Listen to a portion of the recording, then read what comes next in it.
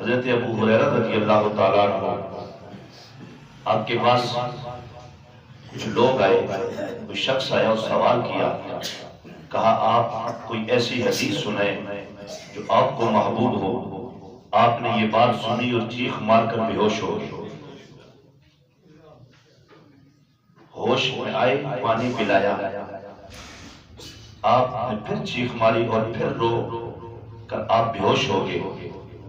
ہمیں تو رونا بھی نہیں آتا نا، ہمیں تو رونا اس وقت آتا ہے جس وقت ہمارا بیٹا نافرمانی کرے، ہمیں رونا اس وقت آتا ہے جس وقت ہمارے ساتھ کوئی فراڈ کر جائے، ہمیں تو آنسو بھی اس وقت آتے ہیں جس وقت ہمیں کاروبار میں نقصان ہو جائے، ہمیں رونا اس وقت آتا ہے جب پورا سال فیسیں دے کر بیٹا سکول سے فیل ہو جائے۔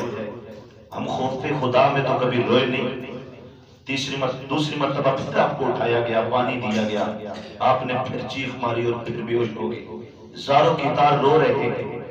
جب تیسری مرتبہ اٹھایا گیا، ہوش میں آئے، پوچھا گیا، کہا آپ سے سوال کیا اور آپ اس قدر رو رہے ہیں؟ کہا بس یہ حضور کی حدیث جب بھی سامنے آتی ہے سوچتا ہوں تو یہی کیفیت بن جاتی ہے۔ کہا کیا حدیث ہے؟ کہا میرے قریب لجپال آقا صلی اللہ علیہ وسلم نے فرمایا کل قیامت کے دن سب سے پہلے اللہ جن لوگوں کو جہنم میں ڈالے گا وہ پڑھے لکھے علماء ہوں گے۔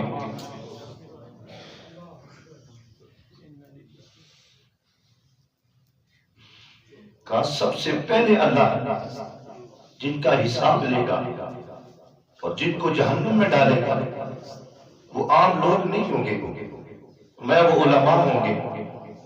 کہا وہ کیسے؟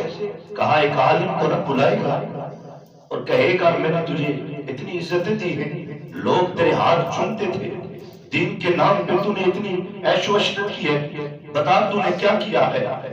حضرت ابو ہریرہ فرماتے ہیں حضور نے فرمایا عالم آگے سے عرض کرے گا رب ذوالجلال میں نے تیرے لیے قرآن پڑھایا ہے، میں نے تو دین پڑھایا ہے، جگہ جگہ پر جا کے درس دیا ہے۔ رب فرمائے گا تو جھوٹ بولتا ہے،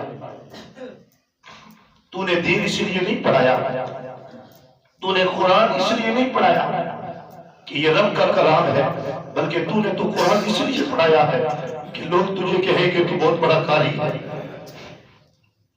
تو لوگوں کو درس اس لیے دیتا رہا لوگ کہیں کہ یہ بڑا عالم ہے، تو نے میری رضا کے لیے کوئی کام نہیں کیا۔ حضور فرماتے ہیں رب فرشتوں کو حکم دے گا اس عالم کو اٹھا اور جہنم میں ڈال کے آؤ۔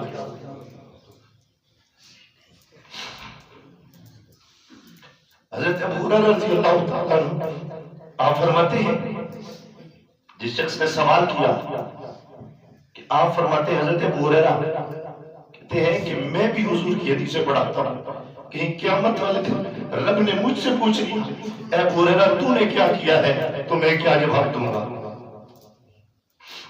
میرے بھائیوں، دوستوں، بزرگوں، میرے نوجوانوں، جس نے دین پڑھا اور اگر صرف اللہ کی رضا شامل نہیں تھی، ساری زندگی اس نے قرآن پڑھایا، ساری زندگی اس نے درس دیا، اور اگر اس کے عمل میں یہ بات آ گئی کہ میں تو اتنا اچھا قرآن پڑھتا ہوں، لوگ کہیں کہ قاری صاحب بڑی اچھی آواز میں پڑھتے ہیں، ساری زندگی قرآن پڑھ کر کہیں وہ قاری صاحب جہنم میں نہ چلے جائیں۔ کہا دوسرے نمبر پر سخی کو بلایا جائے گا، کہا بتا تجھے میں نے مال دیا تھا، دولت دی تھی، تو نے وہ دولت کہاں پہ خرچ کی ہے؟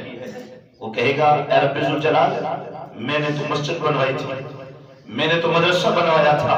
رب فرمائے گا نہیں، تو بھی جھوٹ بولتا ہے، تو نے بھی تو دولت اس لیے خرچ کی تھی کہ میرا نام ہو جائے، مجھے لوگ چودھری صاحب کہہ دیں، مجھے لوگ ملک صاحب کہہ دیں۔ کہا میری رضا تیرے سے پاس شامل نہیں تھی، تیرے پڑوس میں ایک بھوکا جس کے پاس ایک کھانے کے لیے ایک وقت کے لیے کھانا نہیں تھا، اور تیرے بینک میں اتنے پیسے موجود تھے، اور تیرے پڑوس میں تیرے محلے میں ایک غریب بھوکا اور پیاسا ہو گیا، رب فرمائے گا اسے بھی اٹھاؤ اور جہنم میں ڈال۔ حضرت ابو ہریرہ فرماتے ہیں حضور نے فرمایا پھر تیسرے نمبر پر شہید کو بلایا جائے گا، بتا میں نے تجھے طاقت دی تھی، تجھے جوانی دی تھی، تجھے جرأت و بہادری دی تھی، تو نے یہ کہاں پہ لگائی؟ وہ شہید عرض کرے گا رب ذوالجلال میں نے تو تیرے نام پہ اپنی جان قربان کی ہے، تیری راہ پہ جہاد کے لیے۔ رب فرمائے گا نہیں، تو نے تو اس لیے جان دی ہے لوگ کہیں کہ اس نے اللہ کے نام پہ جان دی، تو نے میری رضا کے لیے نہیں، لوگوں کا دل خوش کرنے کے لیے تو نے یہ عمل کیا ہے۔ حضرت ابو ہریرہ فرماتے ہیں، حضور فرماتے ہیں رب فرمائے گا اسے بھی اٹھاؤ اور جہنم میں لے جاؤ۔ میرے بھائیو، جس نے عمل کیا ہی نہیں اس کو تو سائڈ پہ رکھو۔ جس نے ساری زندگی دولت لگائی، جس نے ساری زندگی دین پڑھا، جس نے ساری زندگی اللہ کے نام پر یہ کہا کہ میں رب کے نام پہ شہادت دے رہا ہوں، اس کا یہ حشر ہوگا۔ تو پھر ایمان سے بتائیں، پھر ہمارا ایمان اور ہمارا دل یہ ہونا چاہیے نا کہ ہم جو عمل کریں وہ اللہ کی رضا کے لیے ہونا چاہیے۔ اس